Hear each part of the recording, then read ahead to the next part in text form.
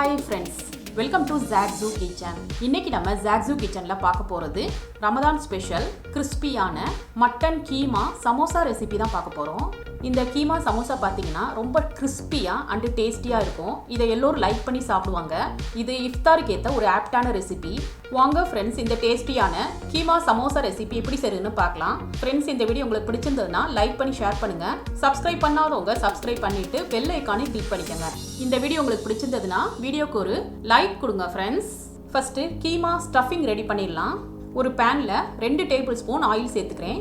Oil சூடானதும் அரை inch இஞ்சியையும் 2 பல்லு பூண்டையும் துருவி இதில் சேர்த்துக்கிறேன். நீங்கள் இதுக்கு பதிலாக இஞ்சி பூண்டு பேஸ்ட் கூட நீங்கள் சேர்த்துக்கலாம். இப்போ இதை 1 நிமிஷத்துக்கு வதக்கிக்கணும். இப்போ இதில் ஒரு மீடியம் சைஸ் ஆனியனை பொடியாக கட் பண்ணி இதில் சேர்த்துக்கிறேன். நல்லா மிக்ஸ் பண்ணிக்கணும். இதோட ஒரே ஒரு பச்சை மிளகாவை பொடியாக கட் பண்ணி இதில் சேர்த்துக்கணும். ஃப்ரெண்ட்ஸ், பச்சை மிளகா ஆப்ஷனல் தான். குழந்தைகள் கொடுக்குறதா இருந்தால் பச்சை மிளகா ஸ்கிப் பண்ணிக்கோங்க. இப்போ நல்லா கலந்துக்கலாம். ஆனியனை ஓவராக குக் பண்ணணும்னு அவசியம் இல்லை, இந்த அளவுக்கு குக் பண்ணால் போதும். இப்போ இதில் 200 கிராம் மட்டன் கீமா சேர்த்துக்கிறேன். நல்லா கலந்து விட்டுக்கணும். ஃப்ரெண்ட்ஸ், இதே ரெசிபியை நீங்கள் மட்டன் கீமாக்கு பதிலாக சிக்கன் கீமாவில் கூட நீங்கள் செய்யலாம். இப்போ இதில் கொஞ்சம் மசாலாஸ் ஆட் பண்ணிடலாம். மஞ்சள் தூள் 1/2 டீஸ்பூன், மிளகாய் தூள் 1 டீஸ்பூன், மல்லித்தூள் 1/2 teaspoon, garam masala 1/2 teaspoon, salt 3/4 teaspoon சேர்த்து நல்லா கலந்துக்கணும். இப்போ மட்டன் கீமா வேகிறதுக்காக 1/4 கப்பு மட்டும் தண்ணி சேர்த்துக்கிறேன். நல்லா கலந்துக்கணும். லிட்டை போட்டு கவர் பண்ணிட்டு லோ ஃப்ளேமில் வச்சுட்டு 10 மினிட்ஸ் நம்ம குக் பண்ணிடலாம். இப்போ 10 மினிட்ஸ் ஆயிடுச்சு. தண்ணி எல்லாம் ட்ரை ஆகி கீமா நல்லா குக் ஆயிடுச்சு. லாஸ்ட்டாக கொஞ்சமாக பொடியாக கட் பண்ண கொத்தமல்லியை சேர்த்துக்கணும். நல்லா கலந்துக்கலாம். அவ்வளோதான் ஃப்ரெண்ட்ஸ், நம்மளோட கீமா ஸ்டஃபிங் சூப்பராக ரெடி ஆயிடுச்சு. இது ஆறுனதும் தான் நம்ம ஸ்டஃப் பண்ணணும். அதனால இதை ஒரு பவுலுக்கு மாற்றிக்கிறேன்.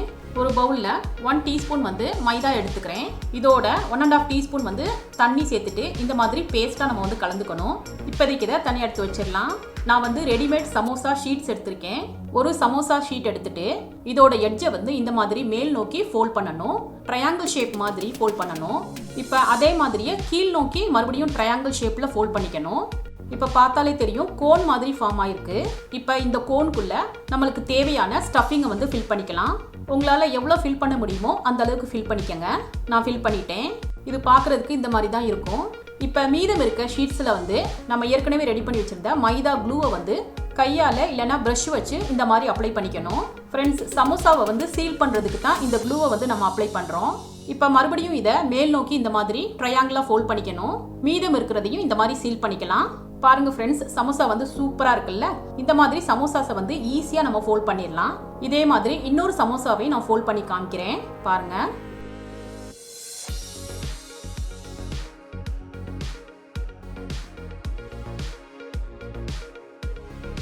நான் ஸ்டஃபிங் யூஸ் பண்ணி எல்லா சமோசாவையும் ஃபோல்ட் பண்ணிட்டேன்.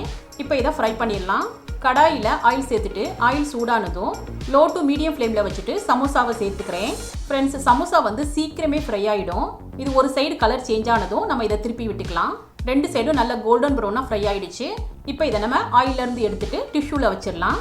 பாருங்கள் ஃப்ரெண்ட்ஸ், நம்மளோட சமோசா சூப்பராக ரெடி ஆயிடுச்சு. நல்லா கிறிஸ்பியாக இருக்குது. இதோட டேஸ்ட் அட்டகாசமாக இருக்கும். இந்த இஃப்தாரில் கண்டிப்பாக ஒரு தடவை ட்ரை பண்ணி பாருங்கள். ஃப்ரெண்ட்ஸ், இந்த டேஸ்டியான மட்டன் கீமா சமோசா ரெசிபி உங்களுக்கு பிடிச்சிருந்ததுன்னா நீங்கள் ட்ரை பண்ணி உங்கள் எக்ஸ்பீரியன்ஸை கமெண்ட்டில் ஷேர் பண்ணுங்கள். சுவையான சமையல், சுகமான வாழ்வு. தேங்க்யூ.